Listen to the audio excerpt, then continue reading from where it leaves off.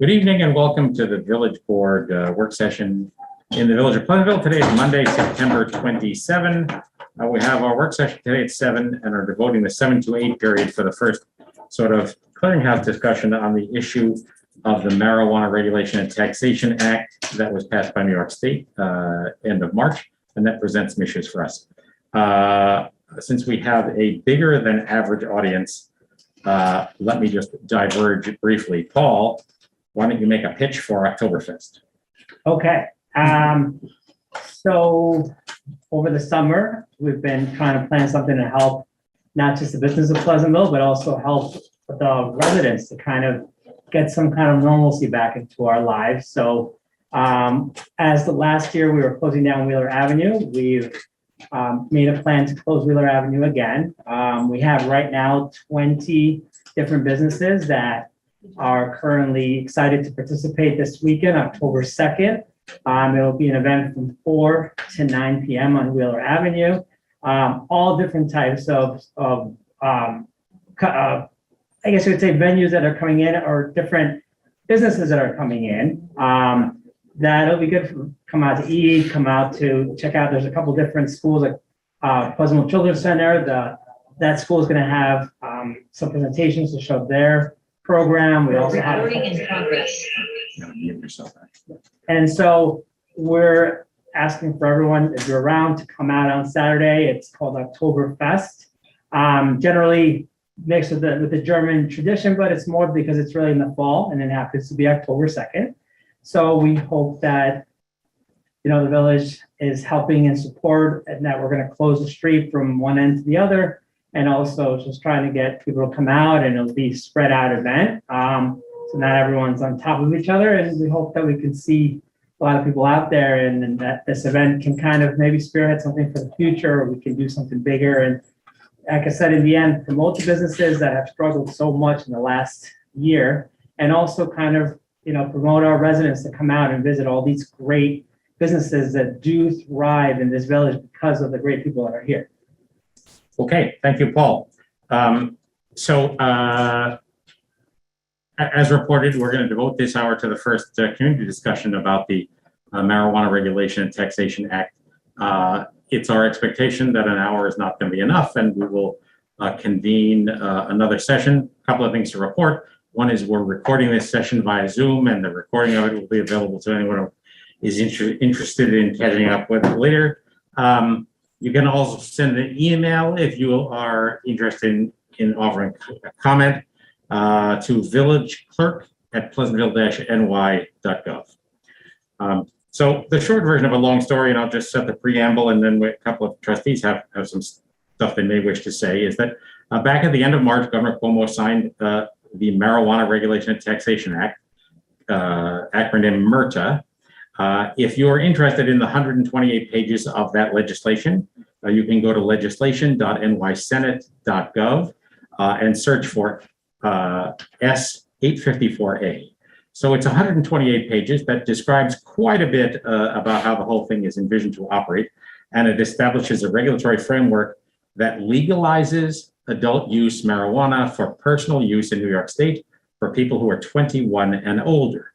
There are some restrictions on how much you can have, how much you can grow, but that's the short version of a long story. As yet, it does not legalize the sale of marijuana because that will be figured out by a new Office of Cannabis Management, which will govern a Cannabis Control Board, which will oversee and implement the law. So in order to sell marijuana legally, the Office of Cannabis Management will issue licenses. There's quite an elaborate process. Again, you can read more about it if you wish to do so at legislation.nysenate.gov. But they will issue licenses, develop regulations about how and when a business can participate in this industry. And there is a fairly significant tax attached to this, and it will be divided in various ways, including a piece of it that will go to the community where the legal sale happened. So they also intend to establish basic consumer protections for cannabinoid hemp products, CBD, stuff that has been a little bit of a wild west from the standpoint of what's in it. And the idea of all of this is that folks would be able to buy marijuana from a legal source and they would know what's in it, both its potency and its contents. So to be clear, marijuana is legal to possess for personal use now. Likely sales will not start anywhere until late next year and possibly into 2023. But what that law has provided to us and to every municipality in New York State is the opportunity, if we avail ourselves of it, to opt out either of having a retail dispensary in our community and or having a on-site consumption lounge, kind of the equivalent of a marijuana bar. To be clear, the law does not allow alcohol and marijuana to be sold in the same place.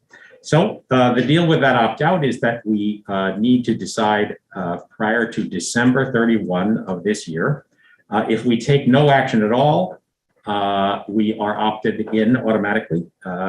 In other words, we're in this law and would be a potential site for a legal dispensary unless we opt out, and opting out requires a local law passed by this board, which would need to happen before December 31.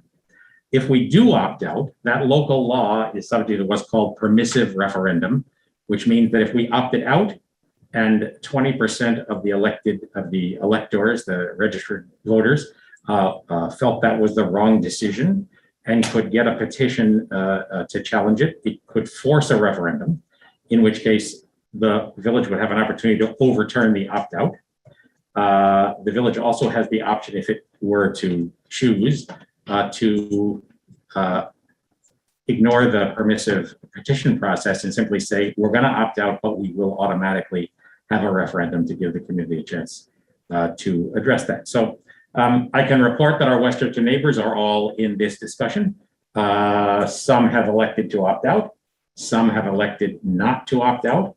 And it's anybody's guess how that will look by December 31. But it would appear at the moment that roughly half the community will opt out and will not. So again, if you have comments and want to add them tonight, you're welcome to do so. You can also send an email to villageclerk@pleasantville-ny.gov. So my colleagues have something they may wish to add to this. Michael? You start. Yeah. Sure. Thanks, Mr. Mayor. Let me begin by thanking those who have come in person and those who are coming online. Thanks for sharing your values with us. That's the first thing I want to say. I have about 5 minutes of remarks, and I'm speaking only for myself on this matter. The first one, and most important one, is that over the past few months since legalization, I've talked to dozens of villagers about this topic.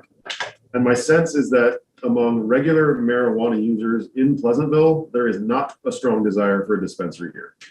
And this is very important to me for my sense of how to represent our values on this matter. Second, as we discuss the issues of legalization tonight and in the future, marijuana, I think, does not need to be framed as a culture war about individual morality. Rather, I think discussing the benefits and risks of marijuana is a sign of healthy democracy. And the regulation of legal marijuana entails legitimate public policy questions, just as with the regulation of liquor licenses and sales and over-the-counter medications and a number of other things. Public policy at its best communicates the values of a people. Sometimes law plays catch up to public values. Other times a new law takes the lead and public values eventually align. Sadly, they sometimes fail to align and social tension follows. In the case of marijuana, the evidence shows that law and public values in New York are closely aligned. Recent surveys show that 60 to 65% of New Yorkers supported legalization, including majorities in every region and demographic, including suburban voters, Republicans, and senior citizens who also were a majority. The trend line has been steady for decades, and legalization correctly reflected the will of the people. My third point is that tens of thousands of Westchester adults already use marijuana responsibly. And so I try to avoid the term recreational marijuana. I think that implies it's only used at college parties and music festivals. But in reality, it's used regularly by mature adults right here in our town.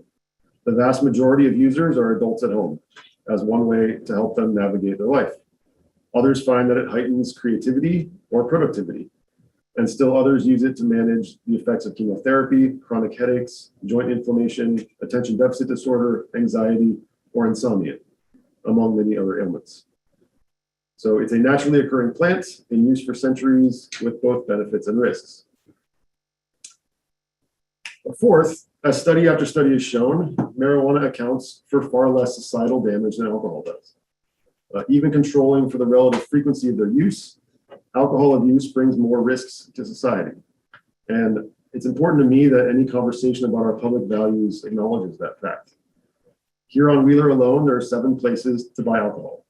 And we sponsor events with beer gardens, and our most successful recent fundraiser for our schools, the 2017 Fun for Learning event, was held at a brewery. Now, don't get me wrong at all. I personally support these events, and I acknowledge the risks. There are benefits and risks to how we do things. So for me, I want to put the dangers to youth in perspective. I've spent my life educating young adults. Our children are much more likely to abuse alcohol and suffer from addiction to it statistically than they are with other substances. According to the CDC's database, there are thousands more overdoses leading to hospitalization and death from over-the-counter drugs like Tylenol than from cannabis. Alcohol, antidepressants, opioid painkillers, amphetamines are far, far above that. So with respect to serious illness and death, I'm more concerned about the home liquor cabinet and the home medicine cabinet than I am about cannabis. Now, it probably sounds like I'm pure rah-rah for marijuana. But finally, of course, supporters of marijuana legalization must be clear-eyed that it's very dangerous and has risks. As I said, my entire career has been devoted to educating young minds, and I'm grateful to Pleasantville Strong's advocacy for our youth, because the negative effects of marijuana on developing brains are very real and very concerning. The same compound that might ease a 45-year-old's insomnia might inhibit the neurological development of a 15-year-old, and studies demonstrate this. There are also correlations between frequent use of cannabis and suicidal ideation, especially among young women. So my biggest public policy concern, and I'll draw this to a close, and I think the thing that all 18 legalization states have gotten wrong is the regulation of edible cannabis products. Being so much slower acting, they're more prone to overconsumption and accidentally dangerous behavior, such as impaired driving. In addition, they're often marketed to appear and taste like candy, and they especially present a serious threat to children. So, concluding with the topic for tonight, even though, as is clear, I supported legalization at the state level, marijuana dispensaries do not need to be everywhere. It doesn't have to be like picking up a bottle of wine on the way home from work or a weekly stop at a pharmacy. It seems to me that a few dispensaries located around Westchester, especially in early stages of legalization, will suffice. And from everything I've heard talking to residents, the vast majority of marijuana users themselves agree with that. So I'll stop there. I'm eager to continue hearing public opinion from this forum and from private messages from villagers through email address. And I thank you for coming, and I'm here with an open mind. Thank you, Michael. Do you want to say something, Jim? Sure. And I have an image which I think Eric just forwarded you that you could share. So my name is David Vinjamori. When we spoke on this issue, I think 2 years ago, I shared a couple things, and I will repeat them for the benefit of people who were not there then. My father was an alcoholic. I grew up in a household that very much suffered from that, and I have a number of family members who have succumbed to either alcohol or drug addiction. So I do not and never have used any form of drug, and I don't drink. That's a personal choice. I have no issue with adults who can handle it drinking or using legal drugs, now including marijuana in the state. I support adults' rights to do that. I definitely believe that the enforcement of marijuana in particular over the decades strongly created social justice issues, and decriminalization, I think, was an important step to take. Having said that, I'm very concerned about one of the things actually that my colleague Michael just mentioned, which is the fact that marijuana is less used than over-the-counter drugs and alcohol. And having worked for Johnson & Johnson in the pharmaceutical industry, I will never forget a former FDA commissioner telling me, you know, cigarettes had to go through FDA approval today. This was in the 90s. They would never make it. And everything that is legal from one sense or another eventually gets used more than everything that's illegal. In spite of the fact that it feels like there are a few barriers for people who want something to find it, legality still does make it. So I guess the thing that I'm concerned with is actually the exact same thing that Michael is concerned with, which is childhood usage. Can you share that? I did. Oh, you Yep, did. it's So shared, right. what you're seeing now is an actual package that is illegal because not because it's a illegal type of packaging, but it's illegal because it violates trade dress and trademark laws. And a number of these exist, but they look just like candy. And so what I'm very concerned with, just like Michael, is edibles. I'm very concerned about consumption over the long term for kids and how I personally don't think, having been a professional brand marketer at Johnson & Johnson, Coca-Cola, I personally do not think we should be marketing things that come with health warnings and labels that are as serious as those on marijuana. I think it's perfectly fine, again, for adults, but we need to not put it in a place where marketers without a conscience will be tempted to try to create younger audiences by skewing packaging towards younger audiences. So absent any revelations, I do come to this with an open mind, but I do have to say that absent any revelations, I'm personally inclined to opt out. Thank you. Anybody else care to add to that before we hear from folks? Okay, I'll try to say something quick so that people can speak. I mean, you don't need to be compelled to, whatever. Well, I will just say, I appreciate very much what both Michael and David have said. For me, I want to kind of boil this down to what this is actually about, which is not a referendum on whether or not we legalize marijuana. That was not our decision to make, and it has already been made. But it's just a decision on whether or not we opt out. So I'm interested in the mechanics of that. One of the things that I'm not sure if you mentioned it or not, Peter, is that if we do opt out, we have the option to opt in subsequently, but the opposite is not the truth. So for me, there's a kind of inherent logic in that makes the decision fairly straightforward. Maybe I'll just leave it at that. I want to thank everyone the opportunity that they're giving us. I think the most important part of all this is the opportunity that we have to discuss this matter. It's the democratic way. There is not just one side. There's always two sides to every single story. So I think it's important to be able to understand the perspective of everyone. I can tell you that I am a bit disappointed that it seems as if we as a board have looked at as why haven't we opted out yet when we haven't even had a chance to discuss it. So I think it's important that we remember that the democratic values is to discuss both sides of everything. I've been blessed enough to practice the law, and that was the first thing they taught us. There's two sides to every single thing. So I think it's important to be able to discuss these matters, and I appreciate everyone who has given the time and who is passionate about this on both sides. And so with that being said, I do believe that it's in our best interest to opt out right now, but I am a bit disappointed that I'm being pushed as if this should have been done a long time ago, when I think it's important to have these discussions and understand why it is that we are going to be making these decisions. Nothing is in black and white. There's always time to be able to discuss and get another perspective from somebody else. And really, you know, we represent a village.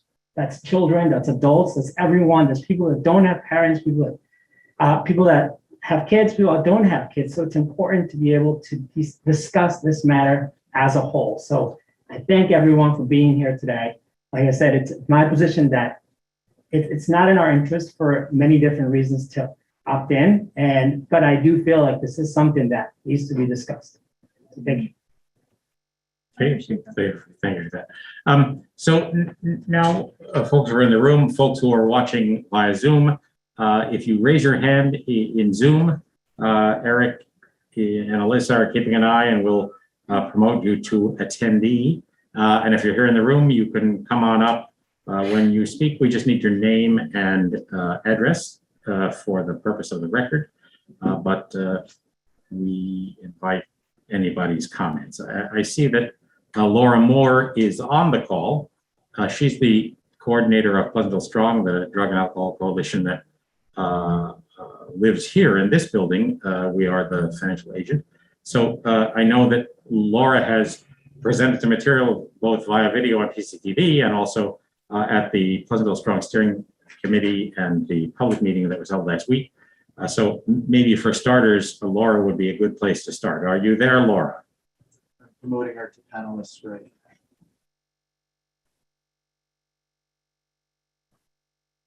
Okay. She's muted now. All right, Laura, if you're unmute yourself, you're first in line. Hello. Hi. Thank you so much, Mayor. I appreciate it. Okay, let her rip with whatever you had to add to the story. So thank you so much. And I appreciate listening to everything the trustees had to say. Obviously, coming from the position of Pleasantville Strong, I really want to say that I appreciate what you said and the thoughts that you're giving towards the youth and the adolescents. I think it's really important. I just had a couple of slides that I wanted to share tonight. And I promised I would go quick, and I will. But they do highlight a couple of things. So I do want to do them just quickly. Let's see if I can get to the beginning of this. Okay. So we've already pretty much covered this. And the reason I have it up is because I did want to take just a minute to speak about the last piece here, which is, as you've all said, it's already legal. We're not here to talk about any of that. We're just talking about the lounges and the on-site retail. But the most important point for us is this bottom piece here, which is that we will not know from the state when they will share with us what their rules and regulations will be. They're saying sometime mid to late 2022. But importantly, in those rules and regulations are things like advertising, marketing, packaging, where, how much, and what's going to be included in the product. I'm going to talk about that more in a minute, but I did want to put this up for a second just to kind of tee that up, because that is a really, really important piece of the conversation that we're having about really having all of the information. And one reason why we might decide to wait and think, do we have all the information we need right now to make this decision? And certainly something we're looking at very carefully, especially as it relates to advertising. We'd already talked about this. You were kind of, Cheryl, this as we started about opting out, so I'm just going to skip it. So I really want to talk about the impact we have on youth. A few of the already mentioned it, and I really appreciate that. But just kind of hitting the highlights here. The goal of Strong, clear and simple, is really to protect our youth, the youth in the community. We know through different research that's already been done, this will all be available on our website. We're going to post the whole presentation from the other night, should be up tomorrow if you want the references for this. But we know that the rate of marijuana addiction among teens is 25% higher in states that have legalized marijuana. The American Academy of Pediatrics has linked the rise in use among 8th and 10th graders to legalized marijuana. Again, we know that's already legal in New York. There's nothing we can do about it. But this is really important for us to keep in mind as we're thinking about it within the village. We talked a bunch about edibles already tonight, and I'm really happy to hear that, because that is one incredibly dangerous area, especially for youth and teens, because they are not used to what that might mean. So having one might not be enough, and they try another one because it's not working as quickly, or they're not sure of the concentration. By the time we get down that road and they've had more and then they start to feel it, it's a bit too late. And so we've seen rises in the amount of calls to poison control, talking about edible cannabis products that have been going on. So why do we care so much? Why are we really focused on this? 3 big factors have been associated with increased intention to use marijuana. So the first one is distance to retailers. So this clearly falls into the bucket of what we're talking about tonight, which is having retail sales in the village. The second is exposure to marijuana advertising. So if you remember a minute ago when I talked about why we were so worried about what New York State was going to be saying about some of those guidelines, here it is. We know that exposure to the advertising is a big factor with increased intention to use. And we don't know yet what those guidelines are going to be around advertising. So this is a really important one. And then perceived norms. A few of you also mentioned alcohol tonight, which is really important. And I'm going to share in a minute some results of a survey that was done with the high school students last year. But perceived norms, what you see is often what becomes normal to you. So the more it's around, the more you think it's okay, the more you might want to be curious, the more you might want to give it a try, the more you might think, well, this seems to be part of the culture now. So again, legal adults, fine. Adolescents, not fine, because we know that it increases the likelihood of developing a marijuana use disorder. We know it affects how their brain works, how that wiring is working. We know it's decreasing those neural connections. We know it's impacting their cognitive development, and it's associated with risk of depression and suicidal ideation. So kind of the footnote here that I've been preaching most of my career is that prevention is always easier and better than cure, right? We want to be really careful that we are stopping this before it starts and not backpedaling, even if we're using some revenue towards education, prevention, making sure that there's access to help. Really, prevention is the key here. And so anything we can do to prevent it, the distance to retailers, the exposure to the advertising and those perceived norms from becoming more commonplace in the village, that is incredibly, incredibly important to protecting our adolescents. So I love the slide you shared earlier, and I kind of have one of my own here. Again, you're absolutely correct. Some of these are very illegal because they are totally market right infringements. These are marketing infringements, sorry. These came out of Illinois, out of an actual store. That's where these photos were taken. But just to give you a clue as to what some of these things look like, and part of the problem, as we mentioned earlier with edibles, those calls to poison control because either people are not sure what they are or how strong that dosage might be contained within it. They can accidentally be gotten. You can see how a younger child might very easily confuse any of these products with something that they could potentially have. So, and then you can see there on the right-hand side, obviously not copyright infringement necessarily, but very enticing nonetheless to a young child in the candy and cake. And then just finally, I wanted to share a little bit about some of the results from a survey we conducted last year as part of the drug-free communities. Every other year, we do a survey with the adolescents and youth. Pleasantville School District cooperates, works with us. They're incredible partners to us in being able to access this data. They're incredible partners in terms of sharing information and education. We're so grateful for everything they do with and for us. So last year, the survey was among 7th to 12th graders. And marijuana had the second highest 30-day use rate, so 11%. It was second only to alcohol, which had the 23% use rate in 30 days. Now, that's really important and interesting because the other substances were between 1% and 7% for 30-day use rates. So that's cigarettes, prescription drugs, and attitudes about using cigarettes, vaping, nicotine, prescription drugs were all lower than the attitudes of teenagers about using alcohol and using marijuana and how they would feel about their friends using alcohol, using marijuana. So we're already creeping towards that mark where it's becoming that norm that's very similar to alcohol. Again, adults, if you're over 21, that's your decision. If you're under 21, we need to be there to help, protect, and prevent.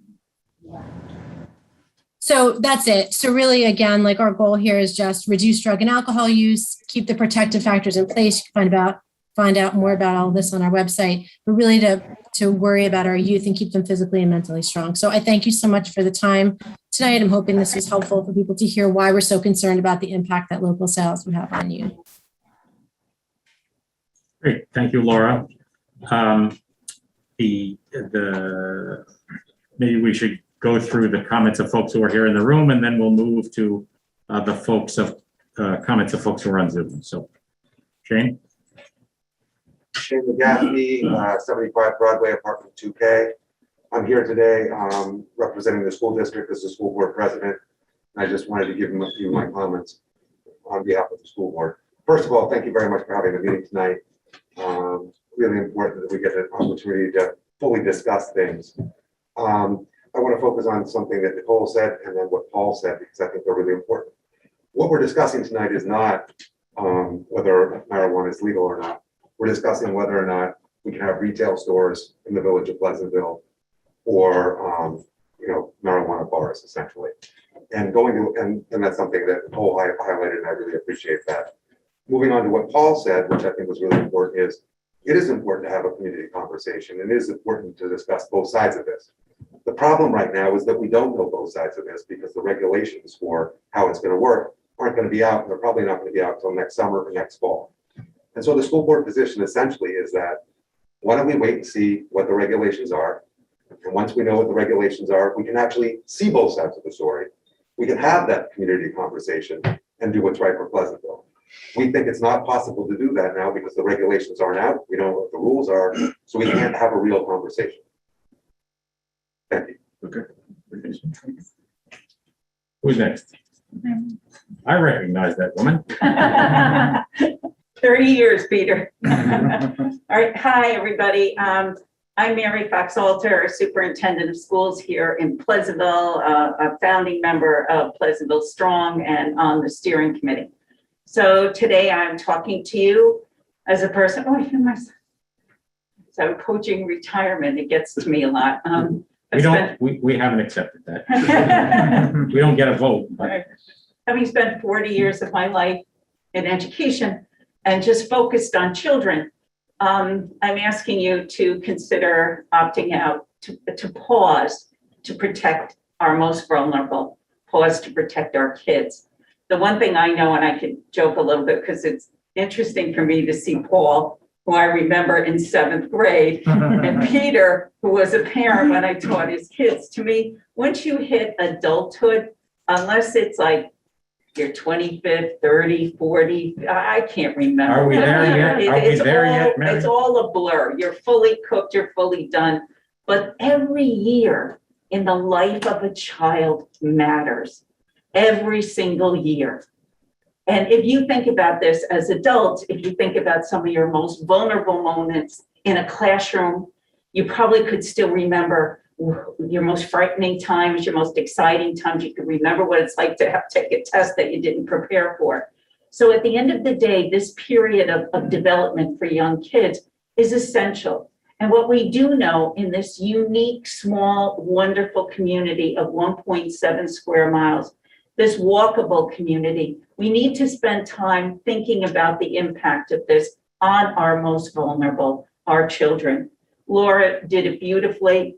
If you increase accessibility, you decrease the perception of risk. And that normalizing of behavior has a profound and long-term impact on young children. So until we have the rules or the playbook for all of this, that's our message tonight. Just, pause and think about it. And then in the context of this amazing, wonderful, small 1.7 square community. So thank you. And thank you for Mary. having this tonight. Thank you. Anyone else in the room want to speak? And then we'll jump to, hey, Larry. Thanks. Larry Bose, 133 Woodland Drive. I want to thank, I submitted a letter to everybody today, Right. but you've touched on so many of the points already, so I want to thank you all for that. I want to highlight one thing, a couple things in particular. The marketing aspect, particularly of edibles towards children, is extremely dangerous and creates addictive tendencies and perception of risk, lowering the perception of risk amongst children. And I really come here from that perspective as I was a school board member for 9 years. And many of you may remember we passed a resolution. I don't speak to the school board anymore, but most of it was centered around protecting our youth. And we've talked about it here. It's clear that the opt-out provision was put in there for communities to assess whether the regulations that are ultimately passed are things that work for certain communities and when it does not. And as Trustee Nicole mentioned, the ability to opt back in, you don't have the converse choice. So I would encourage, as has been discussed here tonight, to take that path. And I look forward for further discussions on this. Thanks. Thank you, Larry. Thank you. Any other speakers in the room? I recognize that guy too. John Muller, 52 Guyan Street, Pleasantville. Parent, married, 3 sons. Founder of Pleasantville Strong. What's that? Founder of Pleasantville Strong. Yes, thank you. No longer as part of it, Laura has taken over as the chairman. She's done an amazing job. and we're all grateful for it. I think our presentation said it all. I think the main thing here is the acknowledgement that we don't know what they're going to do. And it would be extremely irresponsible to jump in right now. The way the law is built, we can wait. We can wait until the rules come out. It's my understanding, unless you guys have different information, that the rules are not going to come out from New York State before mid-2022. I think that's the. And if they say mid-2022, I'm betting it'll be sometime in 23. They're only now convening the commission. So there's plenty of time. And the provision that you cannot, once you opt in, you can never opt out would be a terrible, terrible decision. To do this now would be almost, in my opinion, extremely reckless because we don't know what the advertising rules are. We don't know what the level of potency are. And once that happens, we have no control. Now we have control. When you look at the advertising, we look at what the rules are set forth, we can see what this is all about. And we also can wait and see how this impacts other places. There is a roadmap. When you look at Washington State, when you look at Colorado, and a lot of the tax revenue has not been realized. And a lot of the other things that were said that were going to happen did not happen. And things that, so there's a lot to consider there. My question to the board would be, when would you plan on making a formal decision? Personally, I would encourage you to make it sooner than later. I don't see why we would wait until December to make a decision if we already know that, there seems to be a consensus, unless I'm totally wrong, that, it's really a bad idea to opt in right now because we don't know what the rules are. So if we establish that we have, the rules aren't going to be here before December 31st, when would you plan on voting on this? So, and that's actually one of the questions that's in the Q&A. I was going to turn to that. So here's what I would say about that. It's our expectation that we will make a decision that will be known by all within the next month or so. That's not a commitment by the end of October, but honestly, I think it's likely that we will make a decision by the end of October. For some procedural reasons, the advice is that we actually pass the local law in the last week of December. The reason for that is that it would otherwise trigger a special election in the event that we're challenged. That seems highly unlikely, but I think the answer to your question is in the next month or so, we expect to make a decision and all of us and all of you will know. Thank you very much. I have a related question. Since we have to pass a local law to opt out, how much time do we have to allow, to make that happen, since we would have to hold a public hearing, right? So let's say we decide, we would like to opt out. How much time do we have to allow for that process to take place? Well, we would need a resolution scheduling the public hearing. So that's one meeting. And then at the next meeting, we would have the public hearing. And presuming there's not pushback and the board's amenable, we would close the public hearing at that meeting and then vote to pass the local. This likely the same night. Right. But So- we don't have to allow time for comments. So we don't have to allow. It's typically 2 weeks. It gets posted. Right.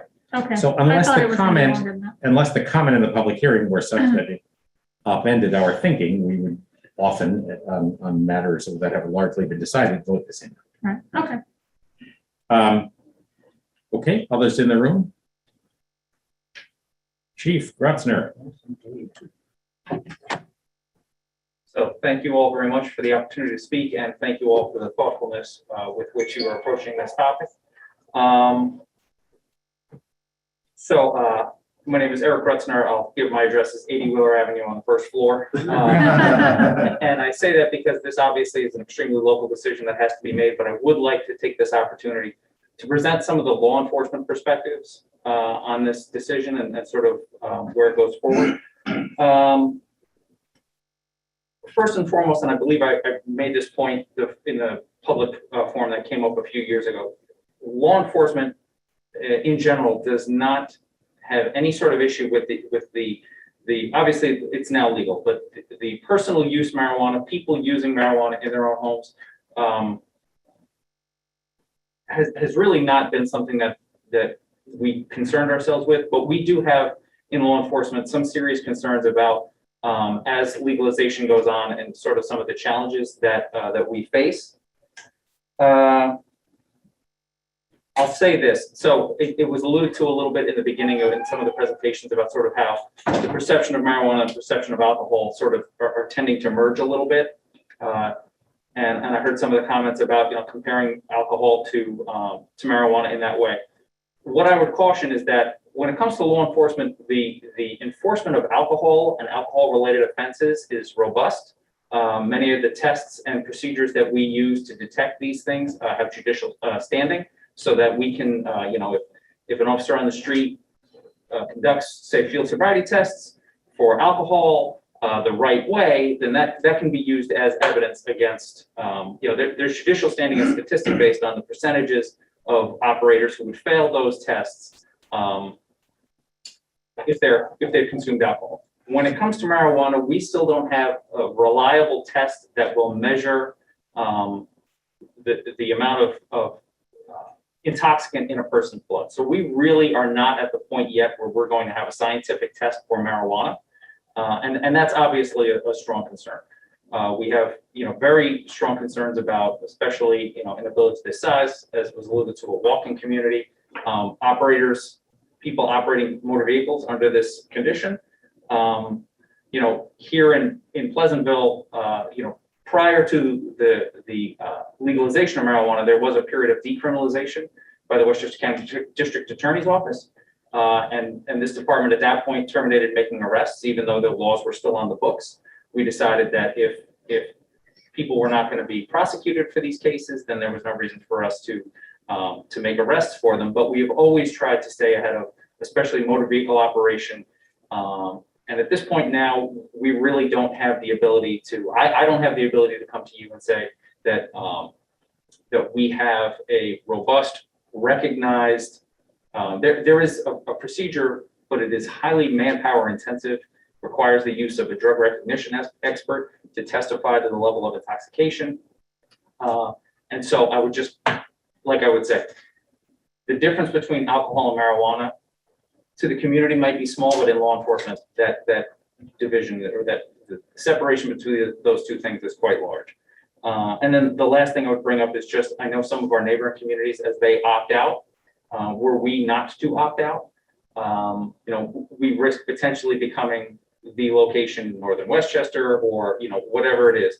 We've had, this village has always enjoyed a very strong nightlife and a very strong presence downtown evening time. And I think the challenges that would be potentially presented with other marijuana options here in the village being sales or some sort of cafe type setup could potentially be less than advantageous to the village itself. So, thank you. Thank you, Chief. Thank you. So just to add to that, and this is obviously work in progress. We know at this point that some of our neighboring communities have opted out and some are not going to opt out. So that's the lay of the land in our region. Village of Ossining, for example, is not opting out. Croton, I think, is not opting out. But there, as yet, hasn't been a decision in a bunch of other communities. So others in the room want to speak? All right, let me touch on a couple of things in the Q&A here, and then we'll go to folks on the Zoom call. Someone asked whether we have a date when we plan to vote and make this decision. I think I responded to that when John asked. An anonymous attendee says there are studies that show that legalization has reduced the amount of teens using weed in states where it's legalized. We should not do away with the option to sell and distribute. I think opting out, I do not think opting out is necessary. It may be a financial opportunity for the town. There are a number of vacant storefronts, might be an opportunity to fill. So all I can say is and we can ask the folks at Pleasantville Strong to comment on this. Somebody sent me a Colorado Department of Health study that said that legalization had not had an impact on marijuana use among adolescents. Whether that has been proven true or not, I don't know. And that same attendee provided a link to a website, which we'll look into. So we have at least one hand raised among attendees. Lou Dorio.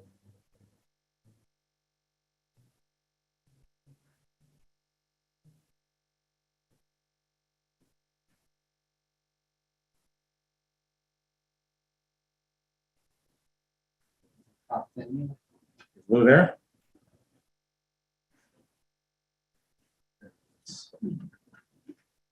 All right, welcome, Lou. If you want to speak, you need to unmute yourself. Yeah, you're unmuted. I had to rejoin. Yes, we hear you. Can you hear me now? We do. I feel like the phone commercial. I don't want to rehash some of what's already been said. I know our purpose here is not to discuss or debate the actual passage of legalization for recreational use. I know a lot of times people compare and they will say, well, we already have alcohol legal. I don't find it to be a good argument in that why should we introduce or allow to be introduced or facilitate being introduced another mind-altering substance that has a track record of having physical and sometimes catastrophic results.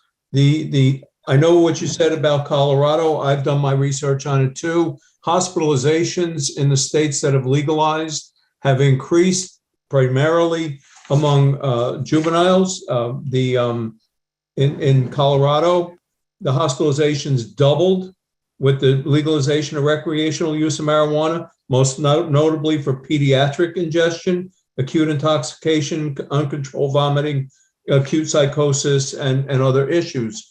To build on what Ms. Moore had up as far as statistics, I did my master's thesis on the DARE program, specifically the 7th grade aspect of the DARE program. If you're familiar with DARE, they have different programs for different age groups, different levels. We had the 10-year-olds in 5th grade, middle school, there's a high school program and so forth.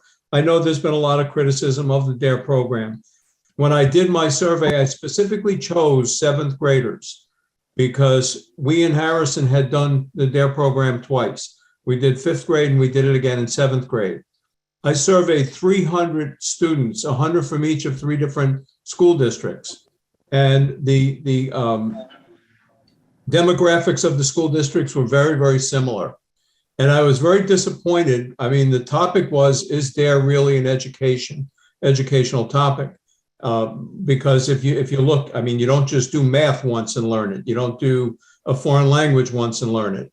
So I had a lot of questions to the students in these 3 schools. And what was very discouraging, and probably not surprising to me, but was very discouraging was students who have had, the districts were, one school never had it at all. One school had it in 5th grade, and one school had it twice, 5th and 7th. And the students who had it in 7th grade were just as likely to answer yes to the question, if my friends did drugs, I probably would too. We know that children are getting their hands on things in their house, alcohol, prescription drugs. We definitely have a drug problem. I would not look to Western states as been recommended. The state of Oregon has decriminalized all drugs, heroin, cocaine, magic mushrooms. I see it as a slippery slope, but I have personally seen the effects of abuse of alcohol, abuse of drugs. Back when my youngest daughter was a junior at Westlake High School, there was a senior who was known to have used drugs.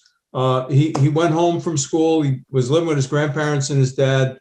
Dad was working. Grandparents went out, asked him if he was okay. He got sent home for whatever the reason. They came home. They found he shot and killed himself. A friend of mine at the time was a psychiatrist or psychologist from Four Winds Hospital. And we happened to be teaching at the police academy on the same day. And he said the people at Westlake asked him to come and speak that night to the parents. And he asked if I would be there. I said, well, we've spoken to our daughter, but we will come so you have a friendly face. I almost fell off my chair when he said this was the 5th high school he had to visit in 7 months for kids committing suicide. And he worked at Four Winds Hospital for a long time. And a lot of these juvenile suicides had alcohol or drug-related associations. So it's not that people are saying that it's if it's done responsibly, it's okay. It does have effects. If you want to visit the CDC, they spell out every single possible area, heart, brain, that you can see ill effects from it. I mean, we are listening to the CDC to the point where I see people in swimming pools with masks on that they're afraid for their health. But the last thing I want to mention here is I have seen it firsthand. I don't know if it's ever happened to anyone else. I hope to God it hasn't. I hope it hasn't happened to the chief, but it happened on more than one occasion for me in my 20-year career as a police officer. And that was having to go to somebody's house at 2 o'clock, 3 o'clock in the morning and telling them that their child was not coming home again. It has a lasting impact on you. Trust me, I'm retired 25 years and I still can feel what that felt like, telling these people that their child either died of an overdose or died in a car accident caused by drugs or alcohol use. I mean, I look at the front page of this particular marijuana legislation and I look at the title of it, and it says Regulation and Taxation Act. And to me, that's the main intent for doing this, Taxation Act. We're going to make money for the community. We're going to make money for the state. But my question is, at what cost? Are we willing to pay the cost of getting that money coming in from taxes? I personally don't think we should allow easier access in our community, even though it's legal in the state. People around us may be allowing it. I don't think it's a good idea for Pleasantville to facilitate allowing people to come in and buy it, even if they are consenting adults, if you will. Okay, thank you, Lou. Much appreciated. We have one more attendee with his hand up. Is that Terry Singletary?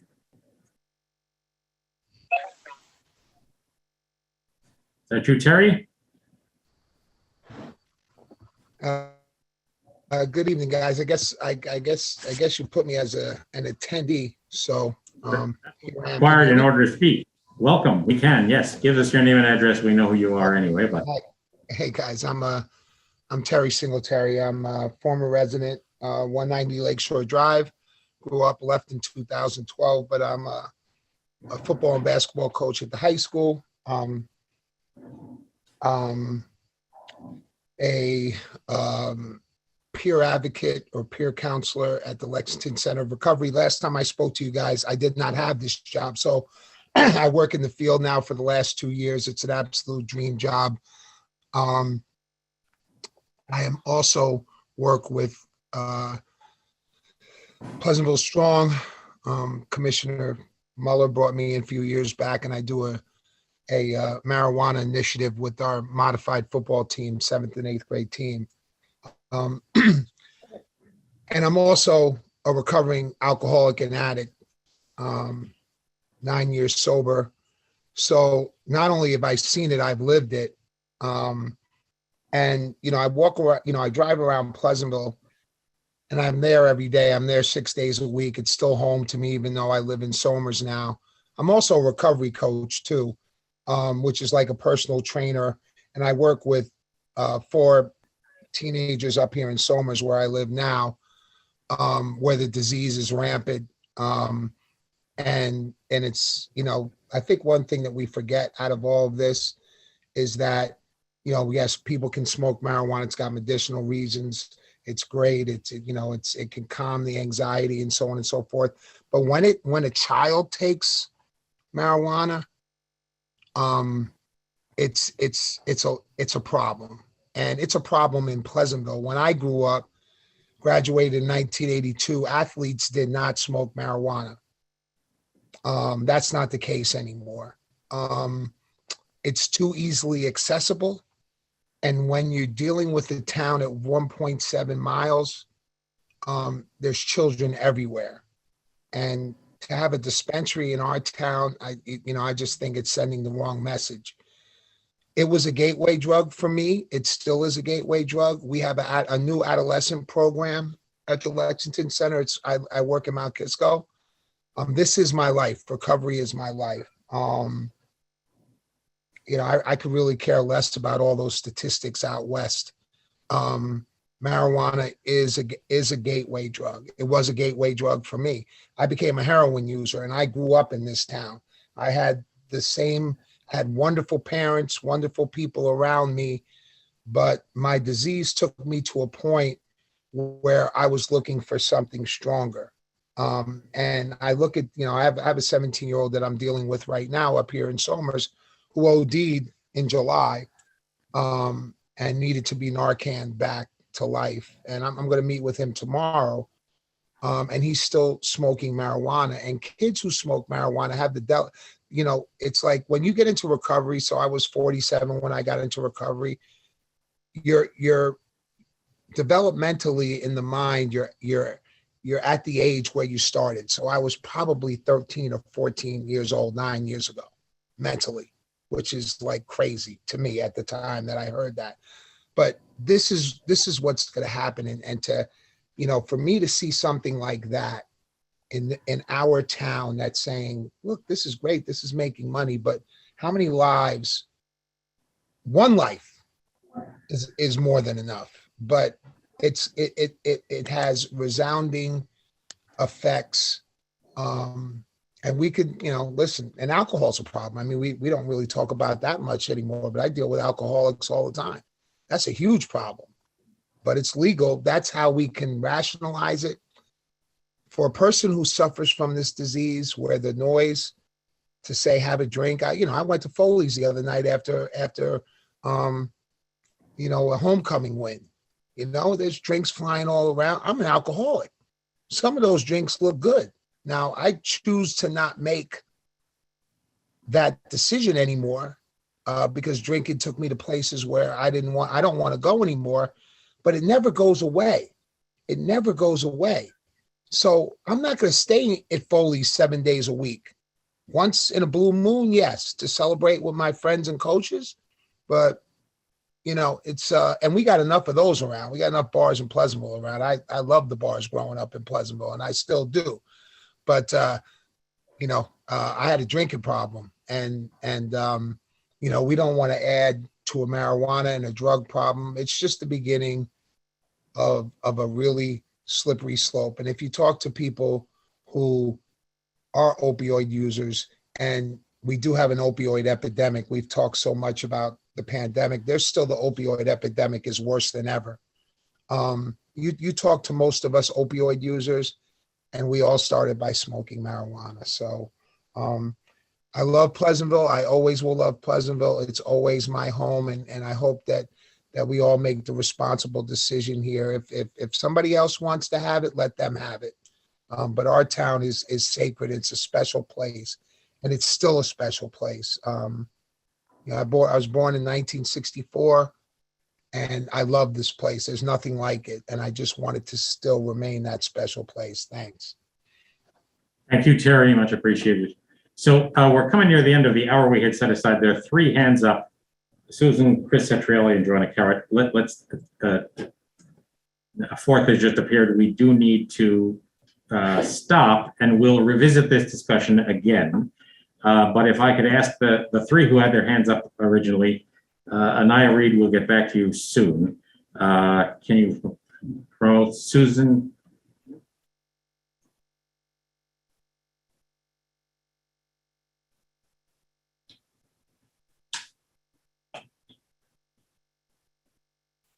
Good evening, everyone. I appreciate so much of the conversation, particularly one of the things that I share with all of you is the concern about access by children.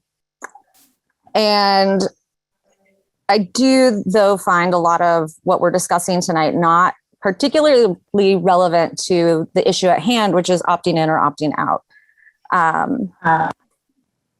Marijuana is going to be accessible by kids. It's in the home. And the control over access will ultimately rely with the individual user and how they keep their marijuana in their home. Dispensaries are not typically main street storefronts. Typically, they are located in industrial complexes. They have security outdoors. There is an extensive screening process for letting people in. A youth is not going to accidentally, a youth is not going to walk in the front door of a dispensary and swipe some marijuana. There's not a way for them to get in. The way that they can walk into a liquor store and maybe grab some beer or distract a person and take a bottle of wine. I'm in favor of opting out because we don't understand the regulations that New York State is going to have. Whether a dispensary is in Pleasantville, in Ossining, in Croton, Manhattan, it doesn't matter. Marijuana will be in Pleasantville. It will exist in the homes of the parents of the children whom we are all concerned about. I think that it would be prudent to opt out until the time that we understand what the laws and regulations would be, but I would be concerned about the loss of economic opportunity once those regulations are out. What would trigger an opt-in?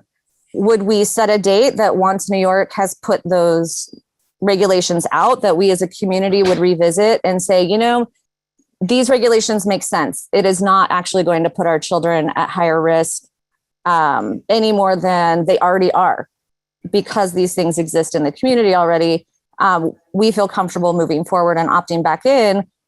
Or does it get triggered if a person says, you know, Pleasantville opted out, but I would like to apply for this business in the Pleasantville community, and they could appeal for the village to opt back in. So that's my curiosity question is, while it's prudent to opt out because we don't know the regulations, what would be the mechanism for opting back in once those regulations are in place and revisited? Because what I hear a lot of is fear of the unknown, that we don't know how this is going to be regulated. So I think that if we opt out by local law, if at a future time the village decided to opt in, it would be another local law to reverse the first one. So there isn't a time frame attached to that, unless we were inclined to create one. So in other words, you know, any one of us on the village board or any resident could potentially trigger that discussion, right? Right, and if someone sought to have a dispensary in any community that had opted out, they can't get a license. New York State issues the licenses, and they cannot be issued into a community that has opted out of having a dispensary and or a consumption lounge. Right. So I guess the point of the question then becomes, if we opt out and with no plan to revisit it once the regulations come out, we are choosing to close the door to the prospective people who would want to have this business in Pleasantville.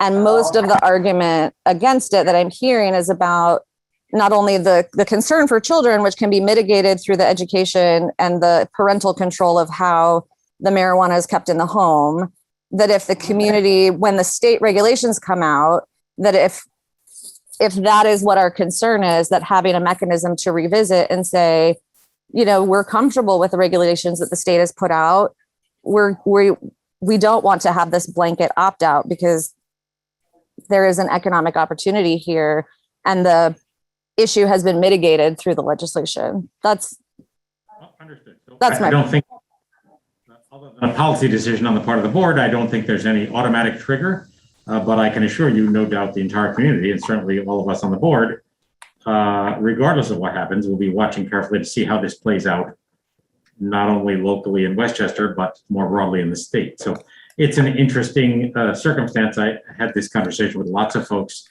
at the last New York Conference of Mayors annual meeting. And as you might imagine, people don't line up in the ways you might have imagined, including lots of areas that are basically agricultural, interested in getting into the growing business. And, you know, there are all kinds of elements of the whole thing. But bottom line there is, as Nicole already said and others have commented, if we opt out now by December 31, we can opt back in at any time.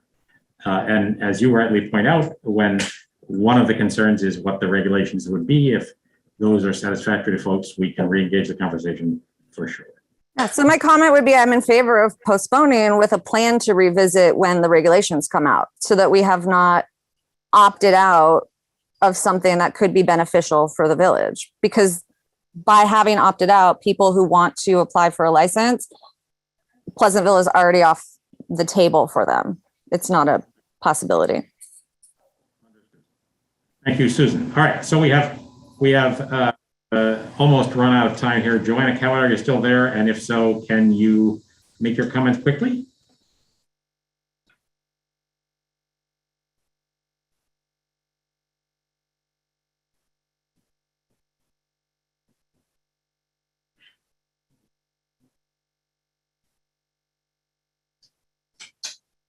Any luck there, Eric? No, she's been promoted.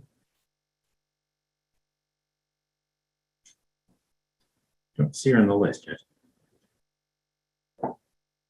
It's a funny dynamic having us speak partly in person and partly, isn't it? It's Yeah, like we this better get communal used to it, listening right? process.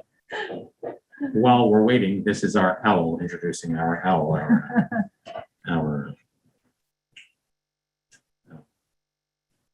Zoombot. robot Zoombot, yes. I do not see Joanna in the panelist list. Do you, Eric? I do not.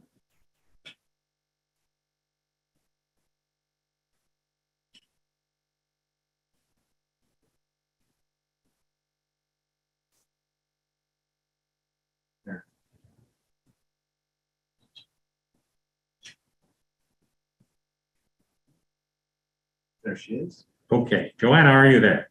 She's muted. You are muted. If you unmute, you should be able to get through. Hi, how are you guys? Thank you so much for having this discussion. I actually really wanted to say that I agree with what Susan's questions were. And actually that was my main point of asking, was the idea of opting in and the concern about the ability to opt in later for financial benefit for the town. Also, I just wanted to state a concern. I'm from California, so you know how we roll there. But